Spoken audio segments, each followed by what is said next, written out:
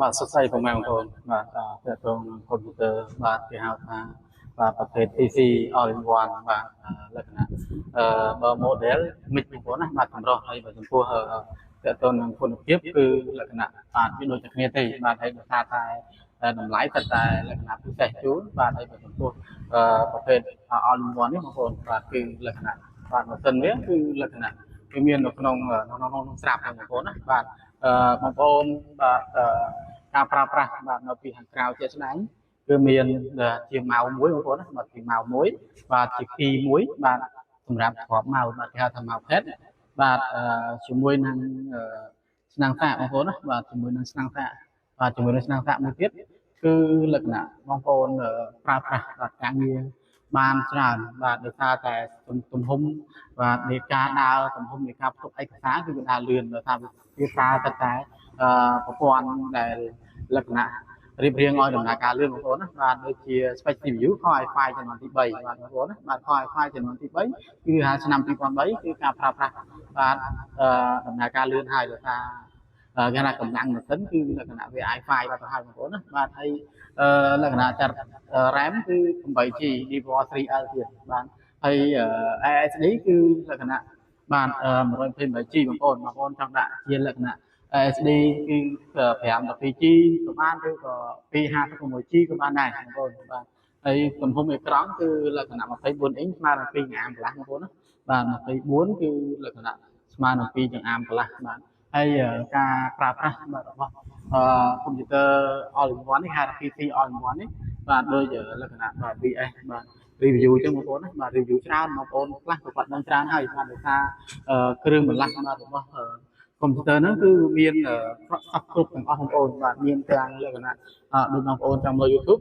បាទបងប្អូនគេហៅថាយើង connect Wi-Fi បងប្អូនណាបាទ connect Wi-Fi បាទស្ទាបពីទូរស័ព្ទក៏បានអីក៏បានរួចហើយបាទបងប្អូនត្រូវការបាទប្រើប្រាស់បាទមើលរឿងបាទមើលបទចម្រៀងឬក៏បងប្អូនប្រើការងារជាលក្ខណៈបាទជា Telegram Facebook YouTube បាទ TikTok ខាត់អីចឹងបងប្អូនណាបាទគឺប្រើបានមួយ play បែបហ្នឹងបាទហើយសម្រាប់ស្បេចប៉ុណ្ណឹងគឺបងប្អូនប្រើការងារវាបានច្រើនហើយបាទទាំងពីលក្ខណៈផ្នែក design បាទដូចជា Adobe Photoshop បាទបាទ VS នេះកំពុងតែលក្ខណៈបាទបង្ហាញជូនបងប្អូនជាក់ស្ដែងបងប្អូនណាបាទលឿនគឺវាលឿនបាទហើយចំពោះការប្រើប្រាស់ផ្សេងៗទៀតបាទដូចជាលក្ខណៈបាទដែលថតដែលបំបែកចេញមកខាងក្រៅបងប្អូនណាបាទមានដូចជាលក្ខណៈបាទផតរូបភាពបាទគេហៅថា VGA បាទមានជាផត HDMI បាទមានទាំងលក្ខណៈបាទផត USB 3.0មាន4បងប្អូនបាទមានទាំងផត network មួយទៀតបាទផតសម្រាប់យើងដក network ខ្សែបងប្អូនណាបាទហើយមានជាលក្ខណៈ run audio 2បាទហើយប្រភេទ PC all in one នេះគឺលក្ខណៈបើនិយាយរឿងកម្រាស់គឺវាស្ដាងទេបងប្អូនបាទវាស្ដាងបាទ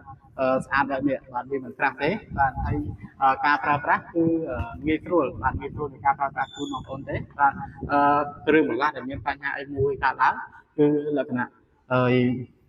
អាចមានគ្រឿងបន្លាស់គ្រប់បែបយ៉ាងជូនបងប្អូនបាទហើយចំពោះអីវ៉ាន់ដែល original គឺភាគច្រើនបាទចំពោះ storage បងប្អូនណាបាទ storage គឺ RAM 8GB ហើយបើសិនជាបងប្អូនចង់ update បាទជាមួយនឹង RAM បងប្អូនណាបាទគឺបងប្អូនចង់ដាក់ RAM លក្ខណៈ 16GB បាទ 16GB ក៏បានដែរបាទបងប្អូនចង់ថែមលក្ខណៈ SSD ក៏បានដែរបាទអាស្រ័យលើលក្ខណៈបាទ PC ខ្លះទោះបីតែលក្ខណៈ port ដាក់ RAM នេះបាទវាមានលក្ខណៈបាទគេហៅថា port ដាក់ RAM បងប្អូនបាទ port ដាក់ RAM វាមានសិនជាមានពីរដើមបងប្អូនចង់ update រៀងស្រួលតិចហើយបើសិនជា port ដាក់ RAM មួយដើមគឺបងប្អូនតតែប្រើ RAM មួយដើម 16GB ឬក៏ 12GB ហើយចំពោះតម្លៃគឺវាតាមហ្នឹងបងប្អូនណាបាទហើយនេះនិយាយពីការ update ទេបាទបងប្អូនចង់លក្ខណៈបន្ថែម update ជាមួយនឹងដាក់ SSD ផងបាទបងប្អូនដាក់ SSD ផងបាទដាក់ជាមួយនឹង SD បាទដាក់ជាមួយនឹង hard disk ក៏បងប្អូន update បានដែរបាទតបងប្អូនយកមកកន្លែងបាទហាងលក់បាទតបងប្អូនបាទហើយបើចំពោះតម្លៃ PC all in one នេះគឺលក្ខណៈ តម្លៃតែ$75គឺលក្ខណៈ spec របស់វា original គឺ CPU i5 ចំនួនទី3បាទ RAM 8GB បាទ HD 128GB បាទការធានាជូនបងប្អូន3ខែលើម៉ាស៊ីនបងប្អូនណាបាទហើយតម្លៃតែ$75ទេបាទហើយចំពោះ spec ប៉ុណ្នេះបងប្អូនប្រើការងារដូច VS បាទ review ពីខាងដើមបាទគឺមកប្រើការងារផ្នែកដល់ Photoshop ផ្នែក design graphic បាទកាត់វីដេអូខ្លីៗតាមកម្មវិធីលក្ខណៈ TikTok បាទ CapCut បាទ Canva បាទហើយជាមួយនឹងប្រើការងារ online ទៅបាទហើយនឹងប្រើការងាររដ្ឋបាល print ឯកសារគ្រប់គ្រងទិន្នន័យបាទនៅក្នុងហាងអីហ្នឹងបងប្អូនណាបាទគឺមានគ្រប់សពបាទបែបយ៉ាងជូនបងប្អូនបាទនេះជាវីដេអូដែលបញ្ជាក់ជូនបងប្អូនកុំឲ្យពុកម៉ែបងប្អូនក្នុង TikTok ក្តីក្នុង group Telegram ក្តីគាត់ពេលខ្លះគាត់ចម្ងល់បាទគាត់ comment ច្រើនដោយសារអីពេលខ្លះដូចឯខ្ញុំរវល់ការងារជាងដែរបងប្អូនបាទលក់ដូរដែរអញ្ចឹងក៏មិនបានឆ្លើយតបជូនបងប្អូនទេបងប្អូនបាទហើយ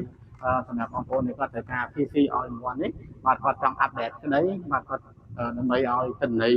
ទុកឯកសារឲ្យបានធំជាងមុនគឺគាត់អាចលក្ខណៈ